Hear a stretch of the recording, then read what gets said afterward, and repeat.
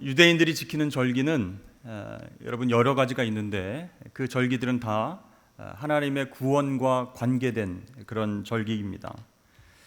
그래서 지금도 이 유대인들은요, 절기를 정말 잘 지키면서 구원의 하나님을 찬양하고 그 하나님을 기억하고 감사하는 삶을 살아가고 있습니다.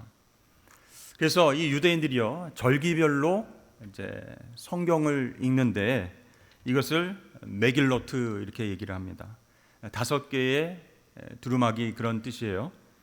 그래서 6월절이라고 하는 절기에는 아가서를 읽습니다.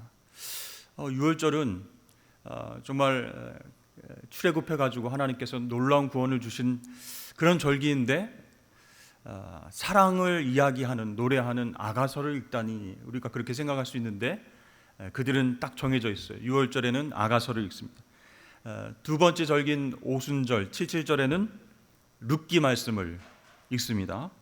그리고 세 번째 절기는 초막절인데 그 초막절에는 전도서 코엘렛, 여러분 지난 특세 때 말씀 드리셨죠? 이 전도자의 지혜, 그것을 적어놓은 전도서를 초막절에 읽습니다. 네 번째 절기가 있는데 그것은 티샤 베아브라고 해서 5월 9일 성전이 파괴된 날, 그날을 이제 절기로 지킵니다. 이때는요, 눈물의 선지자 예레미야 애가라고 하는 책을 다 같이 유대인들이 읽습니다. 그리고 5번째 절기인 부림절에는 오늘 우리가 읽었던 에스더 말씀을 읽습니다.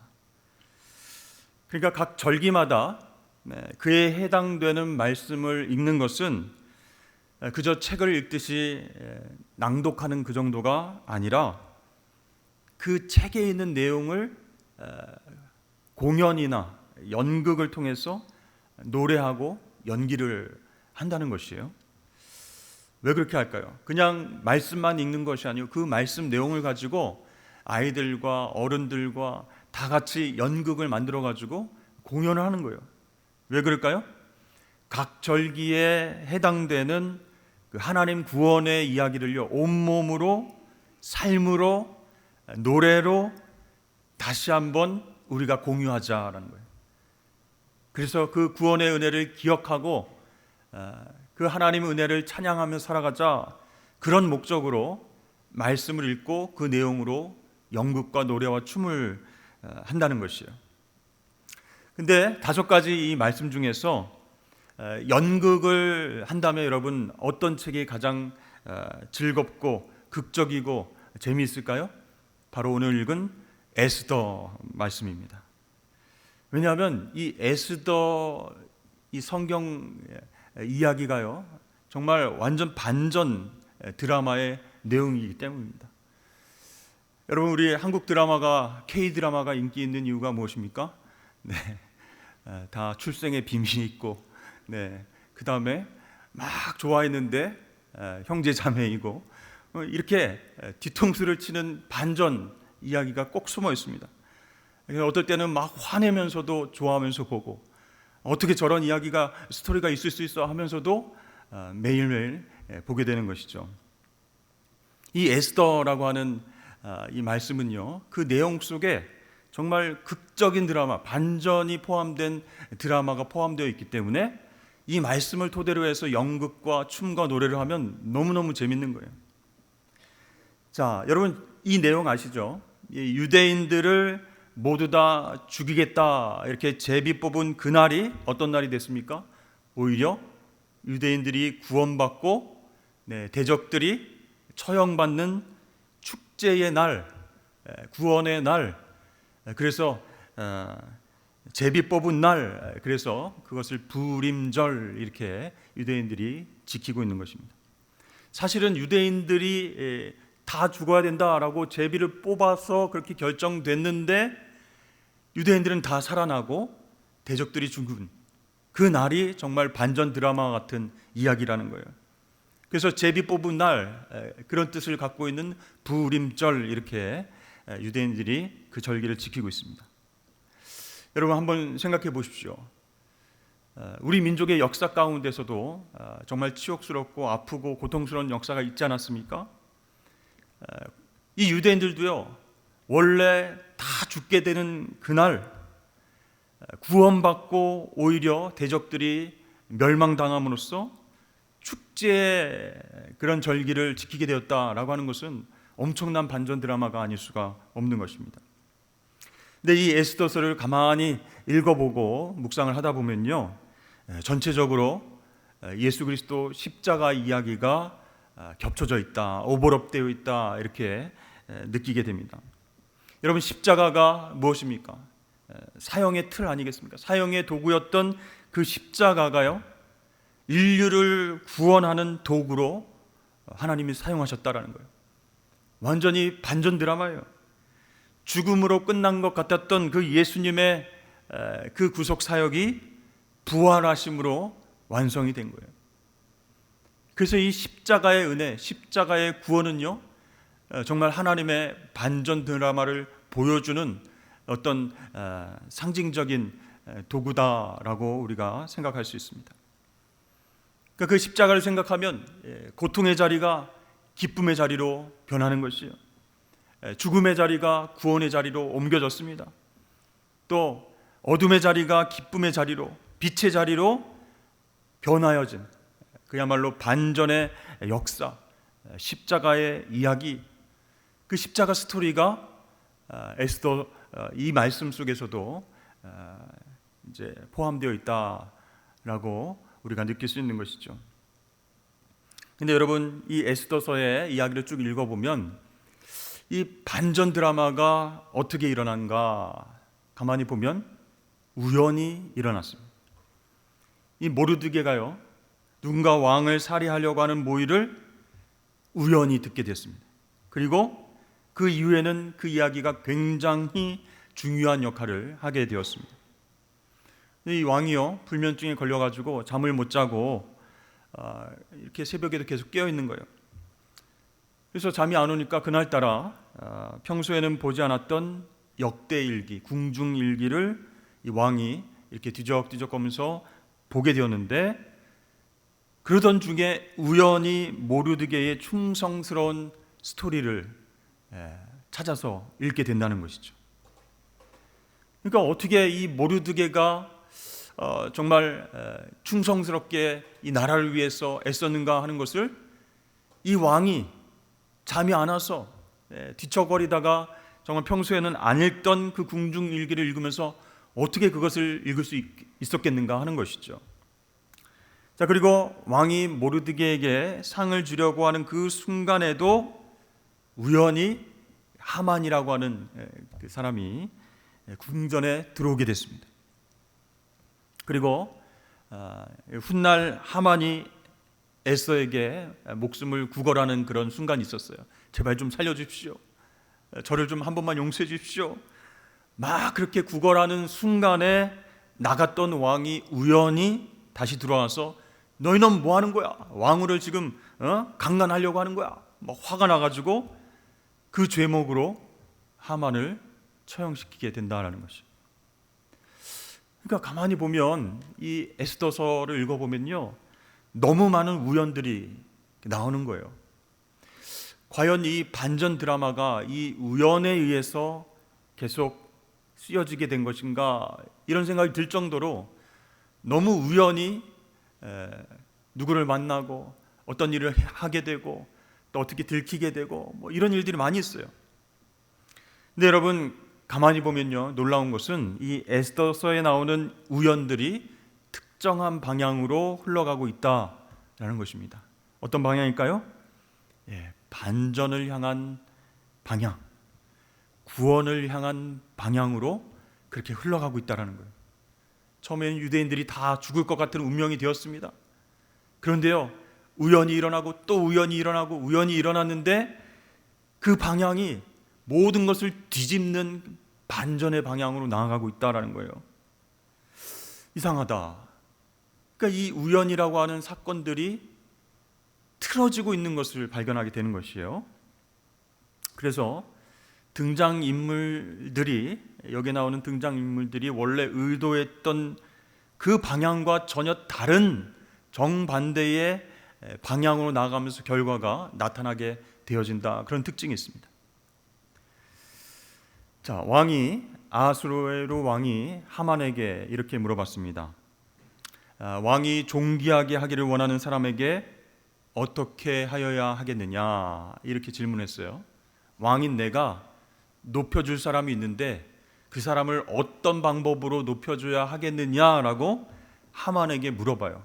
근데 이 하만이라고 하는 사람이 높여주려고 하는 사람이 나인가 보다, 이렇게 생각을 합니다. 그러면서 에스더 6장 9절 상반절에서 이렇게 대답을 합니다.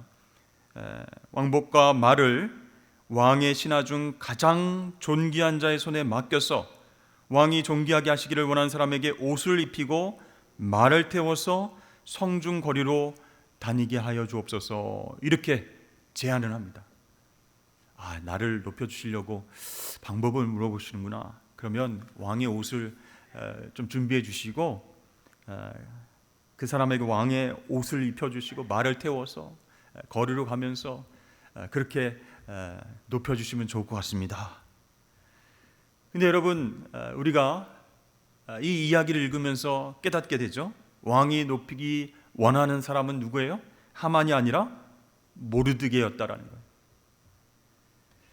여러분, 이렇게 반전이 이 이야기 속에 계속 숨겨져 있고 이렇게 나타나게 됩니다.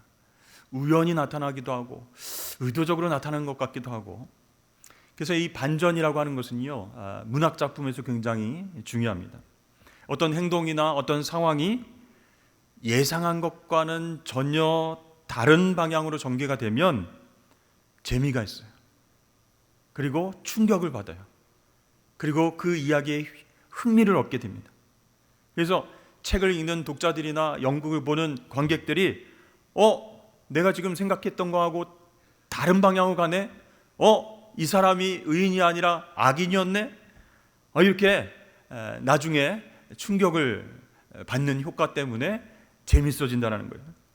감동을 더 크게 받을 수 있는 그런 효과를 느끼게 된다는 거예요. 근데 여러분, 이런 반전 문학 기법은요, 우리가 그런 흥미와 재미를 느낄 수 있지만 인간의 한계와 좌절을 보여주기도 한다는 것이에요. 아무리 노력해도, 저 극 중의 주인공이 아무리 열심히 노력해도 이거는 운명인가 보다, 완전히 뒤집혔네, 완전히 거꾸로 가네 하면서 우리 인간의 삶의 통제권, 영향력, 그 밖에 있는 그 힘, 뭔가 보이진 않지만 사람들을 이렇게 움직여가고 역사를 이끌어가는 그런 알 수 없는 그 힘을 선명하게 드러낸다라는 거예요. 그래서 사람들은 그런 반전 드라마나 문학 작품을 보면 아이고 운명이구나, 아이고 운이 여기까지네, 이렇게 생각을 한다는 것이에요. 근데 여러분, 이 에스더서에 나오는 반전은 그리스 문학이라든지 연극이라든지 다른 문학 작품에서 나타나는 것과는 다르다라는 거예요. 어떤 힘에 의해서, 어떤 운명에 의해서 인생이 좌지우지되고 바뀐다, 그런 결론이 아니라는 거예요. 이 에스더서의 내용을 가만히 읽어보면 하나님께서 우리 인생 가운데에 반전을 일으키시고 역사하시면서 승리를 주시는 분이다 라는 것을 깨닫게 한다는 것이죠. 근데 여러분, 이 에스더서를 계속 읽어보다 보면 하나님이라고 하는 말이 한 번도 나오지 않습니다. 그런데 우리가 어떻게 에스더서를 읽으면서 하나님의 역사하심, 우리 인생 가운데서 반전을 이루시는 하나님의 능력, 이것을 어떻게 알 수 있을까요?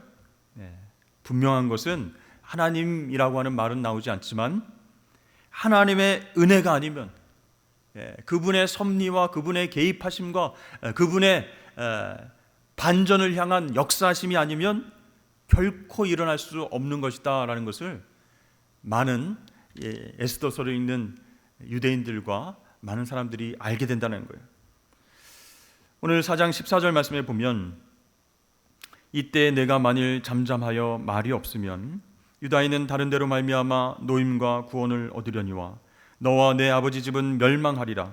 내가 왕후의 자리를 얻은 것이 이때를 위함이 아닌지 누가 알겠느냐? 누가 하는 말이에요? 모르드게가 에스더 왕후에게 하는 얘기예요. 여기에서 침묵하면 안 된, 정말 하나님께서 우리 유다인 우리 백성들을 구원하시는데 네가 왕후의 자리에 앉은 것이 입술을 열어서 선한 영향력을 끼치고 이 유다인 모든 백성들을 구원하게 할 그런 하나님의 역사인 것인 줄 네가 알지 못하느냐? 그러니 그렇게 기도하고 하나님의 역사를 이룰 수 있도록 한번 선한 영향을 끼쳐봐라, 이렇게 모르드게가 이렇게 조언을 하는 그런 이야기입니다. 그러니까 여러분, 하나님이라고 하는 단어가 나오지는 않지만 이 말씀을 대하는 순간 인생과 역사를 주관하시는 분, 그분이 바로 하나님이시구나, 그 하나님의 손길이 아니면 그들은 구원받을 수 없구나라는 것을 독자들과 우리들은 느낄 수 있다는 것이죠. 그렇습니다. 여러분, 에스더서에 나오는 이야기는요, 놀라운 반전 이야기인데 누가 쓰셨어요? 그 반전 드라마를 하나님이 쓰셨다라는 것이, 하나님의 역사 가운데, 하나님의 섭리 가운데 이루어진 것임을 분명하게 보여주는 대목들이 너무 많이 있어. 하나님이라고 하는 말은 나오지 않지만 이 유다인들이 정말 제비 뽑아서 죽을 날이었는데 오히려 구원받은 날, 그 놀라운 반전 드라마를 하나님이 쓰셨다라는 것을 느끼게 되는 것이다. 근데 여러분, 여기서 중요하게 생각해야 할 것이 있습니다. 하나님의 반전 드라마는 하나님이 쓰셨지만 하나님이 원하시는 대로 일방적으로 일어나지 않는다라는 것이에요. 자, 하나님께서 모든 것을 주관하시되 믿음의 사람들의 기도와 간구를 통해서 역사하신다. 이게 중요한 메시지입니다. 그러니까 여러분, 제가 말씀드렸죠, 앞에서 우연히 일어난 일들이 너무 많아요. 그런데 우연히 일어난 것처럼 보였지만 우연이 아니었습니다. 믿음의 사람들의 기도와 간구가 있었기 때문에 하나님께서 우연을 가장해서 섭리하셔서 나타난 일들이다라는 것이에요.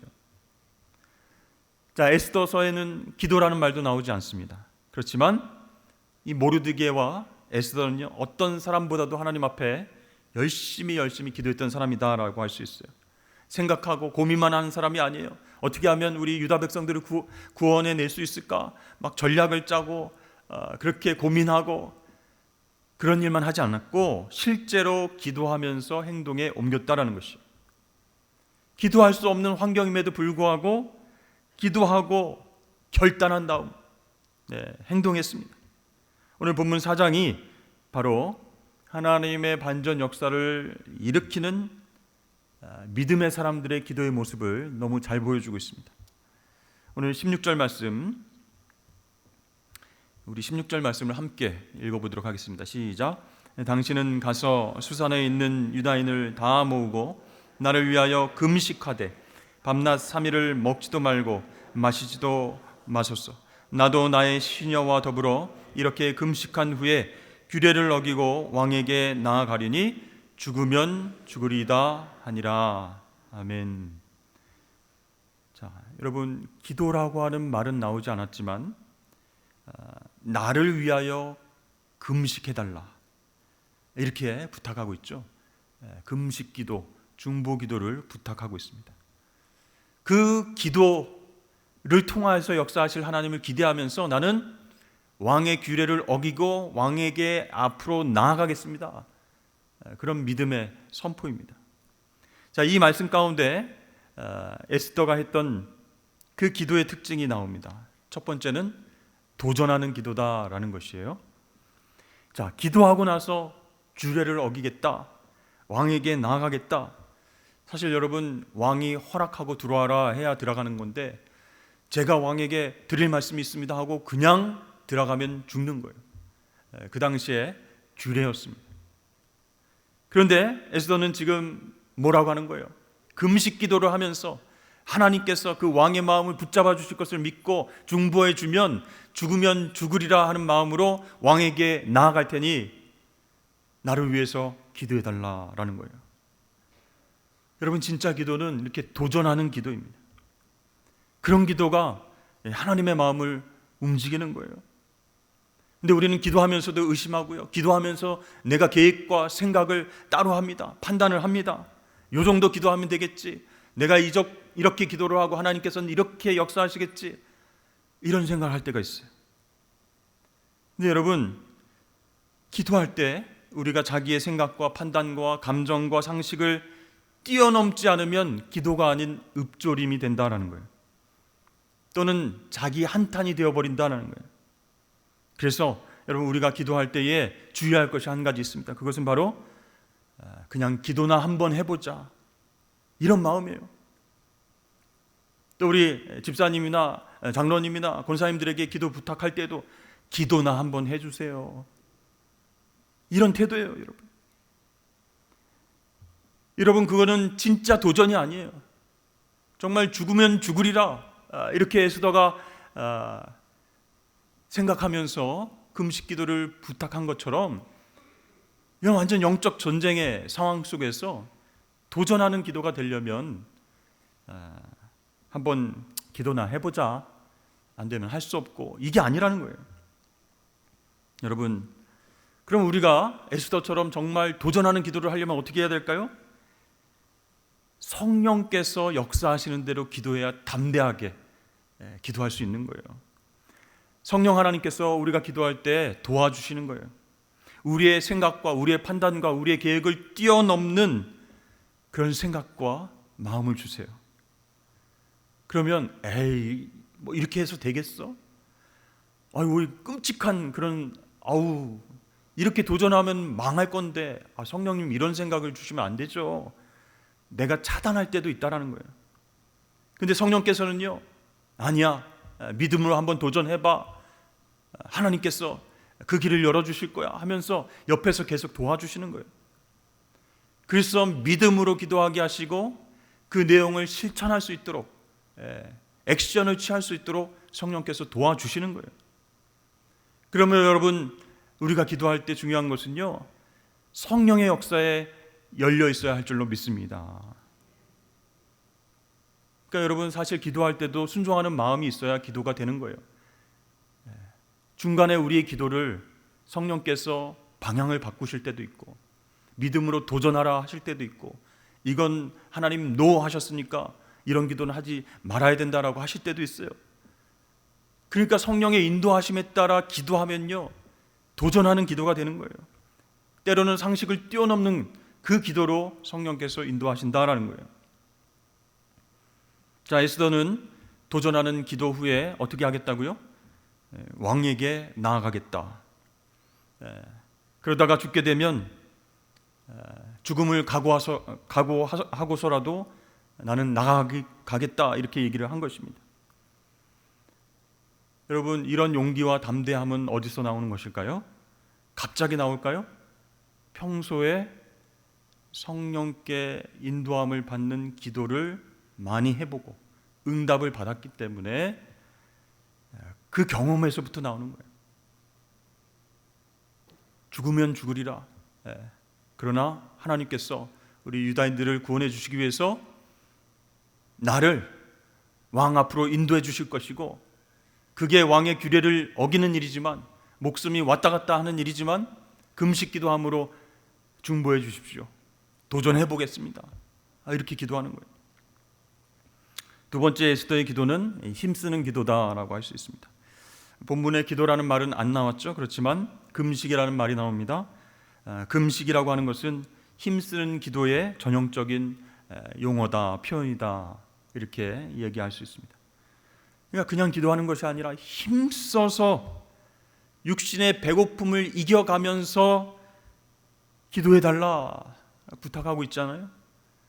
자기도 밤낮을 금식하면서 기도할 테니 나를 위해서, 유대인들의 구원을 위해서 금식하며 기도해달라, 힘써서 기도해달라, 그런 뜻이에요. 여러분, 엘리야가 어떻게 기도했습니까? 얼마나 애를 써서 기도했던지 이 머리가 무릎 사이로 들어갔습니다. 엘리야 기도법 해가지고 저는 유연하지 않아서 머리가 이렇게 이렇게 안 굽혀지는데요. 그게 아니고 너무 간절하게 너무 힘써서 하나님 이 과부의 아들 살려주십시오. 그런 마음으로 애써서 기도하니까요. 머리가 무릎 사이에 들어갔어요. 야곱은 어떻게 기도했습니까?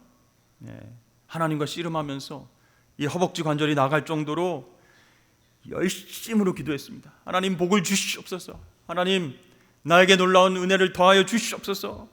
씨름하면서 허벅지 관절이 나가면서까지 기도했기 때문에 이스라엘이라고 하는 이름을 얻게 됐습니다. 베드로가 감옥에 갇혔을 때에 교회 성도들이 그를 위해서 어떻게 기도했을까요? 열심히 기도했어요. 천사가 나타나서 구출해 줬습니다. 여러분들은 얼마나 힘쓰는 기도를 하나님 앞에 드리고 있습니까? 조금 기도하다가 아이고 오늘은 피곤해서 좀 정말 하나님 앞에 드려야 할 기도 내용들이 많이 있는데 포기하고 멈추는 경우는 많지 않습니까? 여러분, 기도에 힘쓰는 사람, 하나님께 매달려서 그분의 뜻을 분별하려고 애쓰는 그 백성들이 마침내 승리를 경험하게 될 줄로 믿습니다. 세 번째 에스더의 기도는 분량을 채우는 기도다라고 할 수 있어요. 자, 에스더는 수상궁에 있는 모든 유대인들에게 3일의 금식 기도를 요청했죠. 왜 그랬을까요? 기도의 분량이 채워져야 되기 때문입니다. 근데 혹시 우리 중에 이렇게 생각할 수 있어요. 아이고 뭐 기도의 분량이 채워지지 않아도 나는 응답하시는 것 같은데, 나는 별로 기도한 것이 없는데 생각보다 쉽게 하나님께서 일찍 응답해 주신 건 많은데 나를 더 사랑하시나 보다, 이렇게 생각하시는 분이 있어요. 만약에 여러분 그렇다면 둘 중에 하나입니다. 하나는 하나님의 주권적인 역사 때문이고, 다른 하나는 누군가가 나를 위해서 중보기도를 열심히 해줬기 때문이다. 그래서 여러분, 기도에는 힘이 있습니다. 하나님이 원하시는 만큼 그 기도의 분량을 채워야 되는 거예요. 이런 비등점이라고 하는 물리학 용어가 있는데요, 이걸 끓는 점이라고 이야기합니다. 액체가 끓기 시작하는 온도, 그게 이제 비등점인데, 물이 몇 도씨에서 끓어요? 100도씨에서 끓기 시작합니다.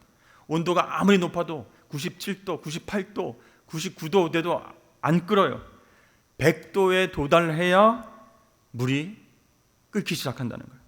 기도도 마찬가지입니다. 우리 영적인 비등점이 올라가지 아니하면, 기도의 분량이 제대로 채워지지 아니하면 하나님의 역사는 우리가 경험할 수 없는 거예요. 하지만 필요한 만큼의 분량이 채워지면, 나의 기도와 나를 향한 중보기도의 그 분량들이 채워지면 그때 하나님께서 놀랍게 역사를 하시는 것입니다. 자, 하나님께서 역사하시는 기도의 분량이 어느 정도인지는 우리가 알 수는 없어요. 그러나 기도하는 사람들은 느낄 수 있는 거예요. 언제까지 기도해야 될지, 얼만큼 기도해야 될지, 그 기도가 하나님이 원하시는 만큼 채워지고 있는지를 영적으로 느낄 수 있다는 거예요. 그래서 그 기도는 계속해서 쉬지 않고 할 수 있는 거예요. 아직 기도의 분량이 되지 않았구나, 하나님 더 기도를 시키시는구나, 그 선교사님을 위해서, 그 환우를 위해서, 교회의 문제를 위해서 하나님께서 계속 기도를 시키시는구나, 이런 느낌이 있어요. 기도의 분량이 다 채워질 때까지 하나님께서 기도를 통해서 계속해서 우리를 훈련시키실 때가 있다라는 것이죠. 근데 여러분, 이렇게 기도의 분량이 채워지면요, 이거는 전혀 응답되지 않을 것 같은데, 좀 이거 가능성이 없어 보이는데 하는 문제들이요, 정말로 응답되는 경우가 많이 있습니다. 여러분, 이게 기도의 영적인 비밀이고 하나님 반전의 역사가 일어나는 비결이다라는 것이요. 그러므로 사랑하는 성도 여러분, 하나님 앞에서 어떤 기도를 드려야 될까요? 오늘 말씀을 통해서 보면 도전하는 기도, 힘쓰고 애쓰는 기도, 또 분량을 채우는 기도를 하나님 앞에 드려야 한다라는 것이죠. 목사님 그렇게 기도하다는 저 죽어요, 저 쓰러져요, 힘들어요, 밖에 가서 직장에서 얼마나 힘들게 했는데 그렇게 죽으면 죽으리라 기도하면 어떻게 해요 난. 여러분, 그렇게 기도하다가 죽기보다 더 하겠습니까? 우리에게 영생이 있는데 무엇이 두렵겠습니까? 기도하다가 죽으면 더 좋죠. 여러분, 오늘 본문에 나오는 에스더처럼 한번 기도하시길 바랍니다. 그러면요, 죽음이라고 하는 그 두려움과 좌절 앞에서 하나님께서 반전을 일으켜 그런 역사를 보여주셨듯이 우리 기도에도 그렇게 응답하셔서 우리 인생의 스토리가 완전히 하나님께서 원하시는 방향으로 꺾이게 될 줄로 믿습니다. 여러분의 삶이 계속 평탄하고 아무 문제가 없으세요? 그건 영적으로 더 안 좋을 수 있습니다. 때로는 고통이 오고 어려움이 있고 힘든 것이 있어야 돼요. 그렇게 기도함으로써 하나님 반전의 역사를 경험해야 영적으로 성숙하지 않겠습니까? 비록 에스더처럼 정말 큰 반전의 드라마는 아닐지라도 우리의 생각과 상식을 뛰어넘어서 일하시는 하나님, 좋은 길로 인도하시는 하나님, 선하신 하나님, 정말 내 앞에 어떤 일들이 펼쳐질지는 모르지만 좋은 것을 예비하고 계신 그 하나님을 경험하기 위해서 우리도 에스더처럼 그렇게 두려움 없는 기도를 하나님 앞에 드리고 승리를 경험하시길 주의 이름으로 축복합니다. 기도하겠습니다.